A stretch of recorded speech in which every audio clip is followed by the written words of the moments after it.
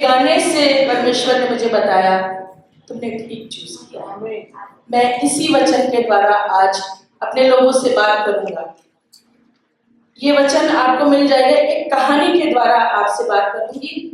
ये कहानी बहुत ही मशहूर राजा की है और इस राजा को हम लोग बहुत पसंद करते हैं। कोई गैस कर सकता है? दाऊद राजा। सबके मुंह पर उसके गाने होते हैं और ज्यादातर अगर गाने प्रेज के गाने होते हैं तो वो दाऊद की ही लिखे हुए गाने होते हैं। और इसकी कहानी से आज मैं आपको आशीष दूंगी। मुझे अच्छा लगता है कि मैं कहानियों के द्वारा परमेश्वर के वचन को समझाऊं। यीशु मसीह दृष्टांतों के द्वारा अपने लोगों से बात करता था। मुझे भी अच्छा लगता है कि मैं परमेश्वर के वचन की कहानियों के द्वारा परमेश्वर के लोगों को और अपने आप को आशीष दे सकूं। और यहाँ पर दूसरा सैमुएल उसका 6वां अध्याय, यहाँ पर ये राजा बन चुका है, दाऊद राजा बन चुका है। कुछ लड़ाइयाँ उसने कर ली हैं और अब उसके मन में ये आया है कि परमेश्वर का संदूक जो परमेश्वर की नगरी के बीच में रहता था वो अभी नहीं है, क्योंकि पलिश्ती उसको अपने साथ उठा करके ले गए थे। अगर कहानी आपको आती है तो जरूर से हाथ उठा के बताइए कि ये कहानी आपको आती है। नहीं आती है तो मैं छोटा सा डिस्क्रिप्शन आपको दूंगी। जब पलिश्तियों ने इस्राएलियों पर आक्रमण किया तो वो ये जानते थे कि क्योंकि परमेश्वर की उपस्थिति एक संदूक के रूप में परमेश्वर के लोगों के बीच में यानी कि इस्राएलियों के बीच में रहती है, इसलिए उन्होंने क्या कहा कि ये उपस्थिति को उठा लो, इस उपस्थिति को उठा लो तो सारा काम बन जाएगा। और उन्होंने वही किया कि परमेश्वर की उपस्थिति को यानी कि वाचा के संदूक को पलिश्ती उठा करके ले गए और जहां जहां ले गए, जब वो परमेश्वर के लोगों के बीच में रहता था ना तो लोगों को आशीष देता है। पर जब पलिश्तियों के बीच में रहा तो ऐसा नरसंहार हुआ, ऐसा मारकूट हुआ कि वो घबरा गए कि ये क्या हो रहा है। ये जब वहां रहता है, परमेश्वर के लोगों के बीच में रहता है, तो वो बड़ी विजय पाते हैं, उनको लड़ाइयों में विजय मिल जाती है, वो आशीषित होते हैं। ऐसा क्या हो गया कि ये हमारे बीच में है और ये इस तरह से हमारा नुकसान हो रहा है। और वो डर गए और उन्होंने किसी तरह से इधर उधर कर दिया। और अब अबीनादाब के घर में ये वाचा का संदूक रखा हुआ है और दाऊद ने, हमारा फेवरेट राजा दाऊद ने ये निर्णय लिया कि मैं ये वाचा के संदूक को परमेश्वर के लोगों के बीच में वापस लेकर के आऊंगा। एक बहुत अच्छा हृदय, एक बहुत अच्छी प्लान दाऊद राजा के मन में आया। वो चाहता था कि जो उपस्थिति परमेश्वर की हमारे लोगों के बीच से उड़ गई है वो वापस लेकर के आए। दैट शुड कम बैक, उसको वापस आना चाहिए। उसको ऐसे पलिश्तियों के बीच में या इधर उधर नहीं रहना चाहिए, उसको परमेश्वर के लोगों के मध्य में रहना चाहिए, बीच में, सेंटर ऑफ द सिटी में रहना चाहिए। और दाऊद ने सब प्लान बनाया। दूसरा सैमुएल 6वां अध्याय 1 से 5 तक यदि कोई पढ़ दे, मैंने अपनी बहू से बोला हुआ है, यदि और किसी के पास माइक है तो पढ़ दीजिए। फिर दाऊद ने एक और बार इजराइल में से सब बड़े वीरों को जो 30,000 थे इकट्ठा किया। ध्यान से सुनिएगा, ये कहानी है आपको वाकई में बड़ी आशीष देगी। तब दाऊद और जितने लोग उसके संग थे वे सब उठकर यहूदा के बाले नामक स्थान से चले कि परमेश्वर का वह संदूक ले आए जो करूबों पर विराजने वाले सेनाओं के यहोवा का कहलाता है। परमेश्वर का संदूक जो करूबों पर विराजमान सेनाओं के यहोवा का कहलाता है, ये परमेश्वर की उपस्थिति को दर्शाता है। जी। तब उन्होंने परमेश्वर का संदूक एक नई गाड़ी पर चढ़ाकर, तब इन लोगों ने परमेश्वर के संदूक को एक नई गाड़ी, चमचमाती हुई गाड़ी पर चढ़ा दिया। जी। टीले पर रहने वाले अबीनादाब के घर से निकाला, अबीनादाब के घर से निकाला और अबीनादाब के उज्जा और अहो नामक 2 पुत्र उस नई गाड़ी को हाँकने लगे। और ये दोनों बच्चे, अबीनादाब के बच्चे उज्जा और अयो, ये उस गाड़ी को जिसपे परमेश्वर का संदूक रखा हुआ था, उपस्थिति रखी हुई थी, उसको हाँकने लगे। अब ये संदूक आगे बढ़ने लगा, ये गाड़ी आगे बढ़ने लगी जी। और उन्होंने उसको परमेश्वर के संदूक समेत टीले पर रहने वाले अबीनादाब के घर से बाहर निकाला जी। और अय्यो संदूक के आगे आगे चला। एक लड़का संदूक के आगे आगे चल रहा है। दाऊद और इज़राइल का समस्त घराना यहोवा के आगे सनोवर की लकड़ी के बने हुए सब प्रकार के बाजे और वीणा, सारंगियां, डफ, डमरू, झांझ बजाते रहे। हम जानते हैं ये लड़का या ये राजा बहुत माहिर है परमेश्वर की प्रशंसा करने में, उसकी आराधना करने में। ये लड़का बहुत माहिर है, ये राजा माहिर है, और उसने सब तरह के लकड़ी के बाजे, डफ, सारंगी ये सब बजाते हुए और पीछे पीछे संदूक चला आ रहा है। अब तक बहुत अच्छा लग रहा है, everything is very good. Sound कर रहा है कि वाओ, ऐसी होनी चाहिए परमेश्वर की एंट्री, ऐसी होनी चाहिए परमेश्वर की एंट्री। इस तरह से परमेश्वर की उपस्थिति का हमें वो करना चाहिए, अगुवाई करनी चाहिए। सब कुछ बहुत प्लान है, बहुत अच्छे से है। दाऊद ने पूरा प्लान करके इस तरह से परमेश्वर के वाचा के संदूक को अपने दाऊदपुर में लेकर के जा रहा है, जिसमें वो रहता है, और वो चाहता है कि उसके मध्य में जो सबसे सेंटर प्लेस है वहां पर ले जाकर के मैं इसको एस्टैब्लिश करूंगा। पर आपको बताऊं, यहां तक सब कुछ ठीक चल रहा था, आगे जाकर के बहुत गड़बड़ी हो गई, बहुत गड़बड़ी हो गई। मतलब इतनी गड़बड़ी हो गई कि मौत आ गई। जी पढ़ दीजिए। जब वे नाकोर की खलियान तक आए, जब वो नाकोर की खलियान तक आए, तब उज्जा ने अपना हाथ परमेश्वर के संदूक की ओर बढ़ाकर उसे थाम लिया। उज्जा जो अबीनादाब का बेटा था, उसने परमेश्वर के संदूक को हाथ बढ़ा करके थाम लिया, क्योंकि बैलों ने ठोकर खाई। क्योंकि बैलों ने ठोकर खाई थी। आपको मालूम है, एक चमचमाती गाड़ी, नई गाड़ी पर परमेश्वर का संदूक रखा हुआ है, और यहाँ से लेकर के जा रहे हैं, सब लोग गाना बजाना कर रहे हैं, और एकदम से एक टीला आया। टीला मतलब थोड़ा ऊंचा खाला जगह होगी, और वहां पर बैलों ने क्या किया, वो ठोकर खा गए। बैल चला रहे थे उस गाड़ी को, बैलों ने ठोकर खा लिया, और वहां पर उज्जा ने हाथ बढ़ा करके उस संदूक को संभाल लिया कि गिरने नहीं पाए। परमेश्वर की उपस्थिति को गिरने नहीं देना है। पर क्या हुआ, पढ़िए। तब यहोवा का कोप उज्जा पर भड़क उठा। यहोवा का कोप उज्जा पर भड़क उठा, और परमेश्वर ने उसके दोष के कारण उसको वहां ऐसा मारा कि वह वहां परमेश्वर के संदूक के पास मर गया। उज्जा को यहोवा ने ऐसा मारा, गुस्सा होकर के, कि वो वहीं मर गया। कुछ गड़बड़ लग रहा है क्या? कुछ गलत हुआ है क्या? यहाँ पर कुछ बात गलत हुई है क्या? सब कुछ तो अच्छा प्लान था कि परमेश्वर, नई गाड़ी है, सब चीजें अच्छी हैं, एक जन आगे आगे चल रहा है, पूरी वर्शिप टीम आगे चल रही है, हम परमेश्वर की उपस्थिति को लेकर के जा रहे हैं, फिर ये मौत क्यों आ गई? क्यों परमेश्वर का कोप बढ़ गया?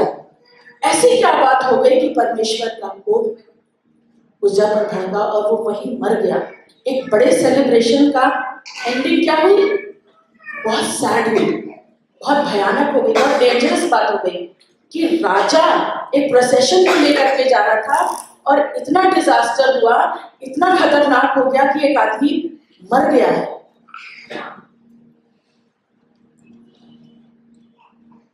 मैंने जो इस कहानी का टॉपिक रखा है, doing God's will, God's way, परमेश्वर की मर्जी को पूरा करना उसकी मर्जी के अनुसार।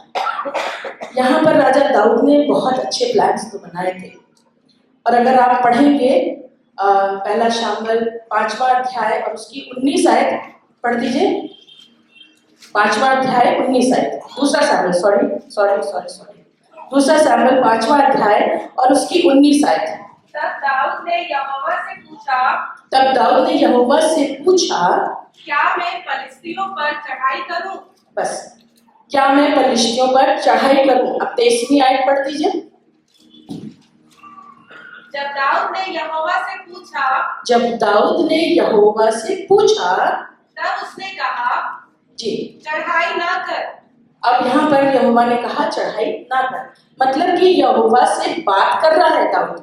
जब वो लड़ाई करने जा रहा है, किसी सेना के विरुद्ध जा रहा है, तो वो परमेश्वर से बात कर रहा है। परमेश्वर, मैं लड़ाई करने जाऊं? परमेश्वर कह रहा हाँ जाओ, और मैं तुमको उसके हाथ में कर दूंगा।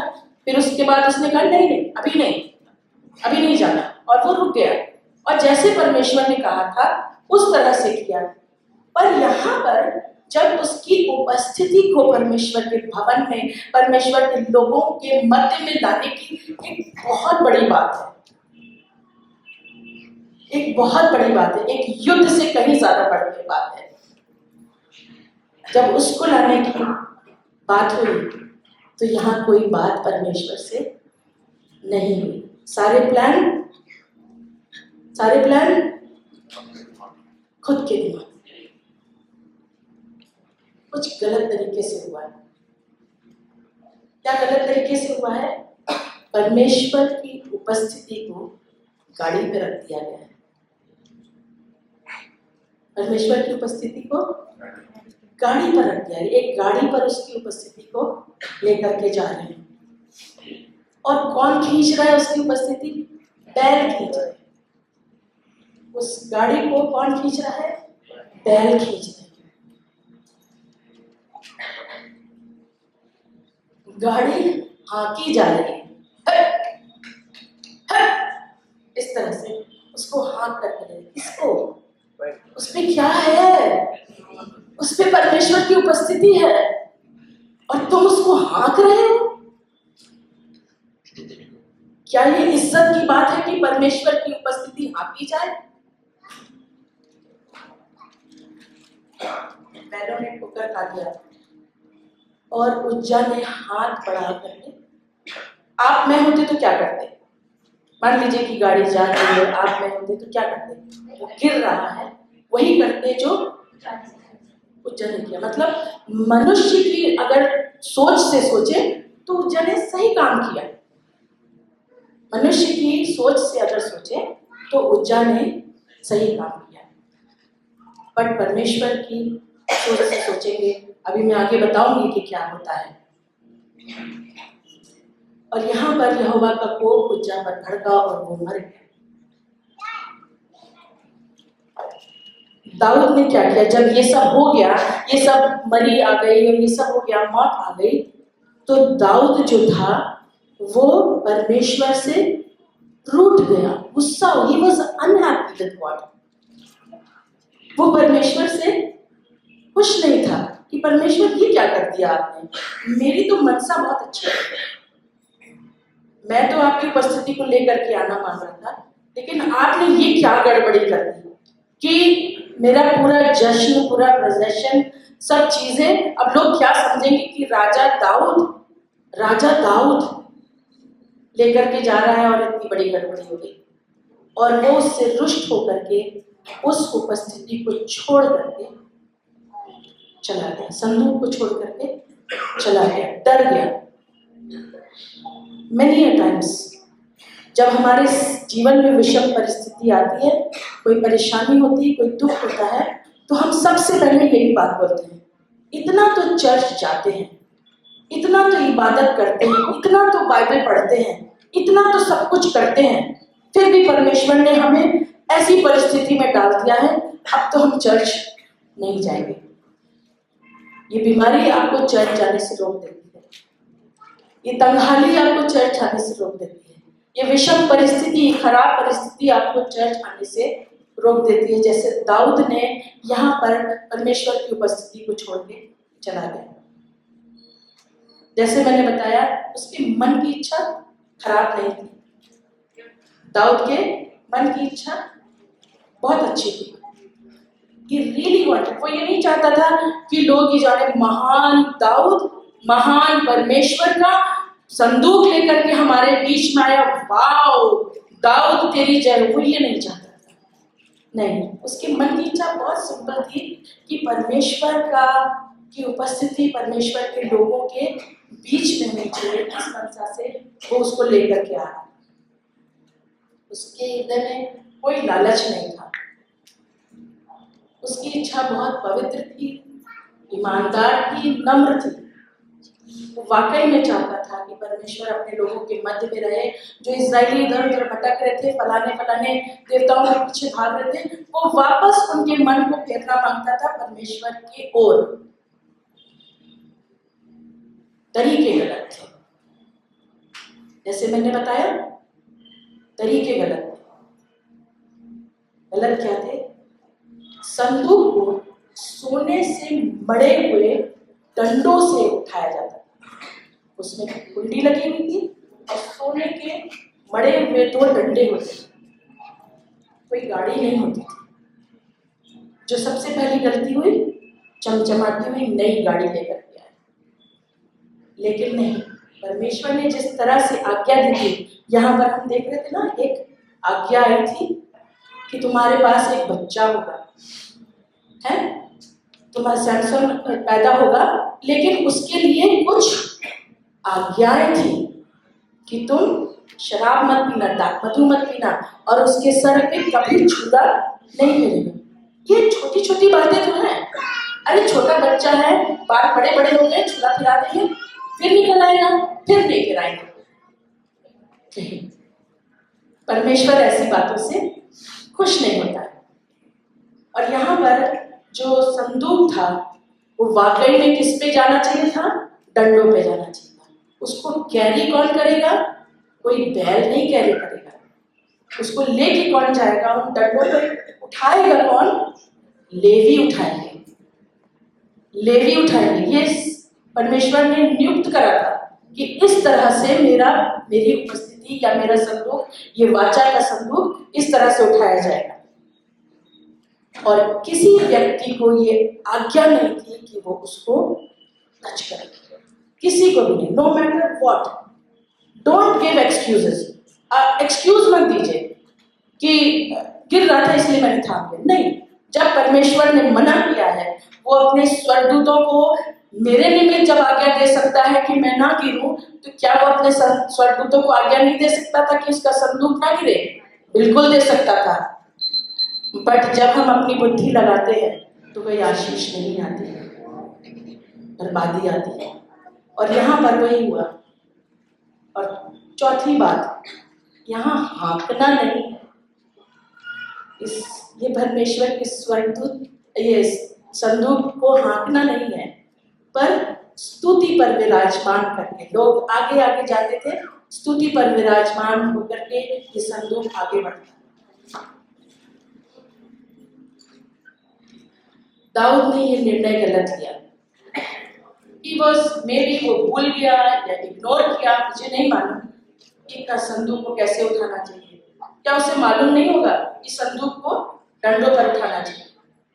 तैयारियां सब चीज बहुत अच्छी करी, तरीके गलत, निर्णय गलत। दूसरा दोष, उसने परमेश्वर से बात नहीं की। उसने परमेश्वर की इच्छा नहीं जानी कि परमेश्वर, आज मैं तेरे सामने आया हूँ, मैं चाहता हूँ कि आज जब मैं अपने लोगों की अगुवाई करूँ, आपकी उपस्थिति में अपने लोगों की अगुवाई करूँ। बहुत सुंदर यहाँ से वर्शिप हो रही है, परमेश्वर का धन्यवाद। जब जब वर्शिप टीम खत्म हो, जब जब वर्शिप टीम शुरू करें, प्रैक्टिस करें, परमेश्वर से बात करें, परमेश्वर से बात करो। परमेश्वर, कल जब हम आराधना लीड करेंगे तो परमेश्वर आपकी उपस्थिति हमारे बीच में हो।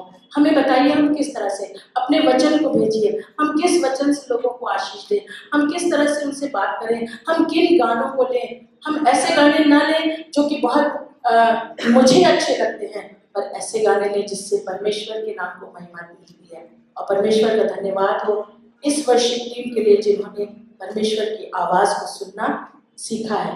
पर यहाँ पर हम देख रहे हैं इस कहानी में, दाऊद की कहानी में, कि किस तरह से ये एक दोष था, ये एक प्रॉब्लम थी, ये कमी थी दाऊद में कि उसने परमेश्वर से बात नहीं करी। उसने सोचा कि मैं परमेश्वर की उपस्थिति को, परमेश्वर के लोगों के बीच में ले जा रहा हूँ, परमेश्वर बहुत आनंदित होंगे।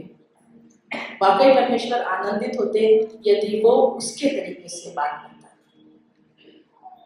उसका तरीका मालूम क्या था? ये गाड़ी वाली बात आई कहाँ से?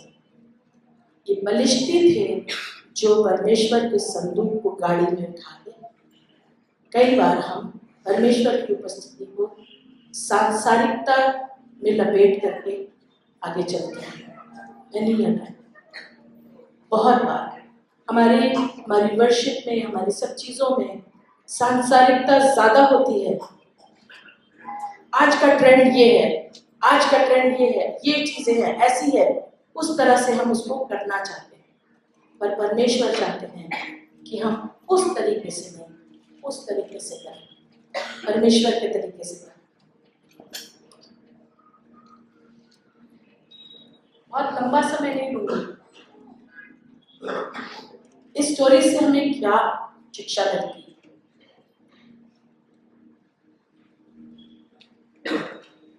कई बार हम जब कलीसिया में आते हैं, चर्च में आते हैं, हमें बताया जाता है कि हमें ये करना चाहिए और ये नहीं करना चाहिए। हमारी बातों में शालीनता होनी चाहिए, हमारी बातें बहुत सच्ची होनी चाहिए, हमें झूठ नहीं बोलना चाहिए। बच्चों को सिखाया जाता है झूठ नहीं बोलो, 10 आज्ञाएं सिखाई जाती हैं, बताया जाता है, लोगों को निर्देश दिया जाता है, इस तरह से करिए, इस तरह से करिए। अपने जीवन को, अपने बिजनेस को बढ़ाने के लिए किसी दूसरे जरिए का इस्तेमाल मत करिए। लोग अपने बिजनेस को बढ़ाने के लिए बहुत से जरिए इस्तेमाल करते हैं। वो घूस देते हैं, वो फलां तरह की चोरियां करते हैं, टैक्स चुराते हैं। पर यीशु मसीह जब हमको सिखाता है तो वो कहता है कि अपने टैक्स को जरूर देना, और उसने दे करके हमें सिखाया। यीशु मसीह ने भी टैक्स दिया था कि नहीं दिया था? वो मछली मान करके लेकर के आया था, उसमें एक सिक्का निकला और उसने कहा ये जा करके टैक्स भर दो। तो टैक्स हमें चोरी नहीं करना है, हमें परमेश्वर के तरीके से अपने जीवन को देना। जब हम चाहते हैं कि हमारा बच्चा जो है वो अच्छा निकले, पर बच्चे को चर्च में लाना नहीं मांगते, या चर्च की एक्टिविटीज में चर्च तो 10 बजे शुरू होता है, बच्चों को 9:20 पे बुला लेते हैं। अब हम 40 मिनट यहाँ बैठे रहें, या किसी तरीके से हमें प्रॉब्लम होगी उनको चर्च में भेजने के लिए। मुझे यहाँ के माता पिता के बारे में नहीं मालूम है, यहाँ के माता पिता बहुत अच्छे हैं और वो अपनी कलीसिया में बच्चों को भेजते हैं। पर जो माँ बाप नहीं भेज रहे, मैं उनसे रिक्वेस्ट करती हूँ, अपने बच्चों को यदि बढ़ते हुए देखना मांगते हैं, सांसारिकता तो उन्हें यूं मिल जाएगी, ऐसे सीख जाएंगे। उसके लिए आपको सिखाने की जरूरत नहीं है, उसके लिए आपको बताने की जरूरत नहीं है, वो घुस जाएंगे। पर परमेश्वर की बातों को घुसाने की जरूरत है, उनमें डालने की जरूरत है। आपसे नहीं हो पा रहा है। यहाँ पर कलीसिया में बहुत सारे लोग हैं, टीचर्स हैं, जो परमेश्वर की बातों को आपके बच्चों को सिखाएंगे। Let them have that moment, उनको वो चीज लेने दीजिए। जैसे कि कोई स्कूल है, उसने ऑर्गेनाइज किया कैंप है, अब हर मंडे को सुबह 5 बजे हम क्रिकेट कैंप लगाएंगे। तो बहुत से माँ बाप सुबह 4:30 बजे बच्चे को उठा करके तैयार करके 5 बजे क्रिकेट कैंप के लिए भेजते हैं। Then why not Sunday, why not Sunday school? क्यों संडे स्कूल नहीं? उसको क्यों इतना हल्के में ले लेते हैं? अभी तो बच्चा छोटा है, अभी तो बच्चा बहुत छोटा है, क्या समझेगा? जी समझेगा, क्योंकि वचन कहता है बच्चे को शिक्षा उसी मार्ग की दे जिसमें उसे चलना चाहिए। उसमें ये नहीं लिखा है जवान को, ये नहीं लिखा है जवान को, पर बच्चे को। जब मैं तो मेरे आसपास कोई लेडी प्रेग्नेंट होती है तो मैं उनसे जरूर ये बात कहती हूँ कि जब बच्चा पेट में है ना, तो उसके सामने बाइबल की कहानियां पढ़ो। आपको लग रहा है कि वो नहीं सुन रहा है, वो सुन रहा है, क्योंकि पवित्र आत्मा आप में हो करके उस बच्चे को सिखा रहा है ना। उसने मुझ पे एक माँ के गर्भ में रचने से पहले उसने मुझ पर चित लगाया। He knows my frame, वो मेरे फ्रेम को भी जानता है, मैं किस फ्रेम में बना हुआ हूँ। इसलिए don't stop them from coming to church and coming to Sunday school। जरूर से अपने बच्चों को भेजिए, क्योंकि अगर आप चाहते हैं कि आपका बच्चा अच्छा निकले, उसमें परमेश्वर की उपस्थिति पाई जाए, वो एक अच्छे कैरेक्टर का बच्चा हो, तो जरूर से उसको परमेश्वर की उपस्थिति में दीजिए, उसे जाने दीजिए, उसको सीखने दीजिए परमेश्वर के वचन को, तभी वो आगे जा करके सीखने पाएगा। हम चाहते हैं कि हमारे खानदान पर परमेश्वर का अनुग्रह हो, पर हमारा चाल चलन, हमारी बोल चाल, जैसे ये चल रहे थे ना, हाँक रहे थे, उसी तरह से हमारा चाल चलन, हमारी बोल चाल, जब हम कलीसिया में very good praise the Lord sister कैसी हैं, और जब हम बाहर काम कर रहे हैं, ओए तू मेरे पास कैसे आया, दूर दूर चल, हमारी बोल चाल, हमारी बातें बदल जाती हैं। You do not know you are carrying, आप कैरी कर रहे हैं, आप लेके चल रहे हैं क्या? परमेश्वर की उपस्थिति। इसको हल्के में मत लीजिए। यहाँ पर हल्के में लिया गया और बहुत खतरनाक सिचुएशन पहुंच गई। परमेश्वर के लोगों, इसको हल्के में मत लीजिए।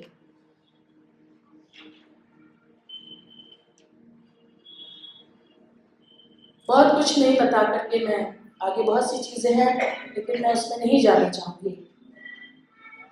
कई बार अभी मैं सुन रही थी, बहुत सारा आह्वान दिया गया या नोटिस दी गई कि बुधवार की मीटिंग जो है वो थर्सडे को हो जाएगी, और थर्सडे को जवान बच्चे यहाँ पर आए, फिर फ्राइडे को प्रेयर मीटिंग होगी, फिर सैटरडे को ये जगह तैयार करी जाएगी कि परमेश्वर के लोग जब आए तो यहाँ पर धूल ना हो। बट यू नो व्हाट, हमारे पास टाइम नहीं है, हमारे पास टाइम नहीं है, हमारे पास परमेश्वर के लिए टाइम नहीं है। You know, time is money. भाभी आप क्या बात कर रही हैं? इतना समय अगर हम चर्च में ही दे देंगे तो हमारा बड़ा नुकसान हो जाएगा। नुकसान कुछ नहीं होगा।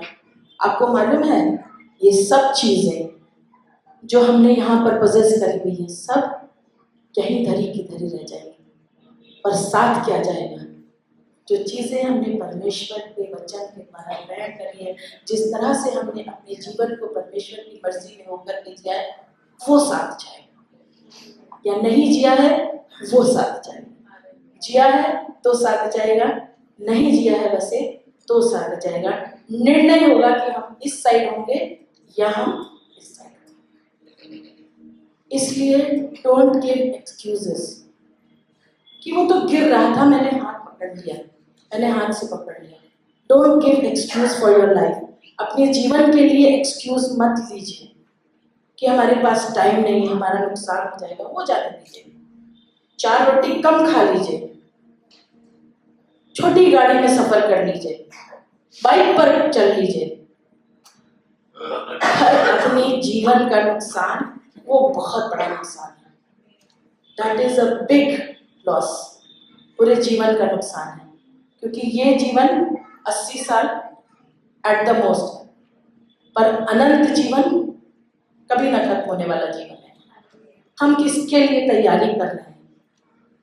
दाऊद किस चीज के लिए तैयारी कर रहे हो? उसकी मर्जी में जीने के लिए या अपनी मर्जी में जीने के लिए? आप अपनी मर्जी में जीने के लिए तैयारी कर रहे हैं या परमेश्वर की मर्जी में जीने के लिए तैयारी कर रहे हैं? स्लो डाउन, थोड़ा स्लो डाउन हो जाइए। परमेश्वर के वचन को पढ़िए। परमेश्वर का वचन वाकई में आपसे और मुझसे बात करता है। वो बताता है, मेरी आत्मा में बताता है कि तुम ये गलत कर रही हो अनीता। मुझे अन्नू बोलते हैं, अन्नू तुम ये गलत कर रही हो। पवित्र आत्मा हमें बताता है, या ये सही कर रही हो, इसमें आगे चलो। परमेश्वर का आत्मा हमें बताता है, पर तब जब हम स्लो डाउन होकर के, जब हम रुक करके, जब हम ठहर करके उसकी मर्जी को जान करके अपने जीवन में आगे बढ़ते हैं, तब उसका पवित्र आत्मा हमसे बात करता है, हमें बताता है कि ये गलत है और ये सही है। आइए रिपेंट करें उन सब समयों के लिए, उन सब बातों के लिए जिसमें हमने अपनी मर्जी अपने जीवन में पूरी करी है और परमेश्वर की मर्जी को एक तरफ कर दिया है जानते हुए। मैं नहीं समझती कि दाऊद को मालूम नहीं था, पर उसने तरीके दुनिया से सीख लिए। ये दाऊद जिसकी बात कर रहे हैं, ये लिखा हुआ है कि परमेश्वर के हृदय मुताबिक आदमी था ये, man after God's own heart. पहला सामुएल 13 अध्याय में लिखा हुआ है ये बात, और एक्ट्स 13 अध्याय उसकी 22वीं आयत में भी पॉल बता रहे हैं कि यहाँ पर उसके लिए लिखा हुआ है, दाऊद के लिए, कि ये परमेश्वर के मन मुताबिक आदमी था। कई बार हम टीवी पर देख लेते हैं, इसको देख लेते हैं, उसको देख लेते हैं। Do not follow the man of God, follow the versus of Bible. क्योंकि कई बार मुझे भी नहीं फॉलो करिए प्लीज। कभी ऐसा होगा कि मैं दाऊद की तरह किसी ऐसी परिस्थिति में पड़ूं कि मैं परमेश्वर की मर्जी को पूरी नहीं कर रही हूं और आपने उस परिस्थिति में मुझे देख लिया और आप मुझे फॉलो करें। नो, जरूर से उनकी शिक्षाओं को सुनिए, समझिए, परमेश्वर के वचन से जानने की कोशिश करिए और तब अपने जीवन में उसको इम्प्लीमेंट करिए।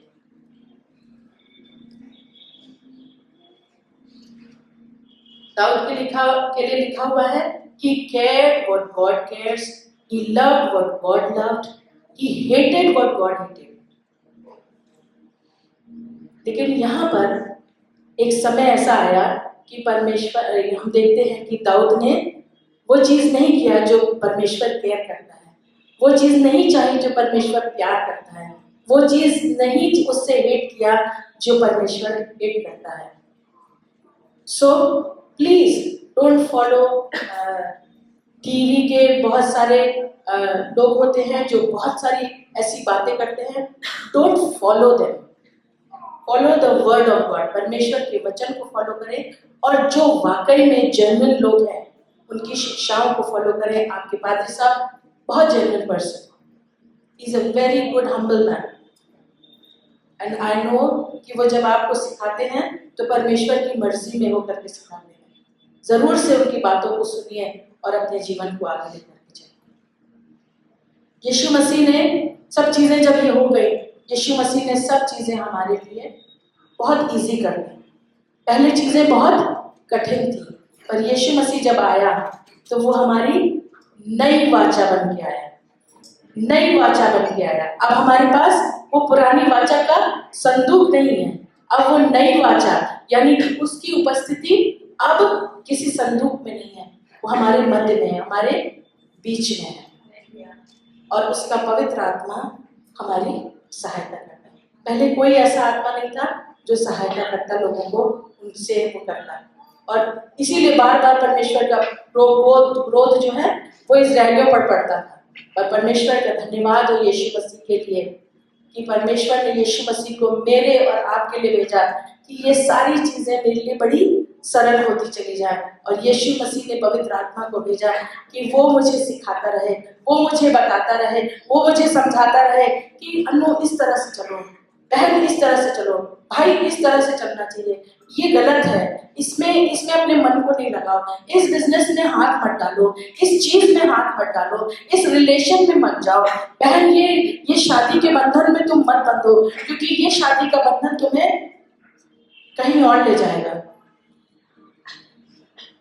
और इस तरह से पवित्र आत्मा मुझे और आपको सिखाता रहे, और हम यूं ही परमेश्वर की उपस्थिति में बने रहें। हम परमेश्वर से प्रार्थना करेंगे। मैंने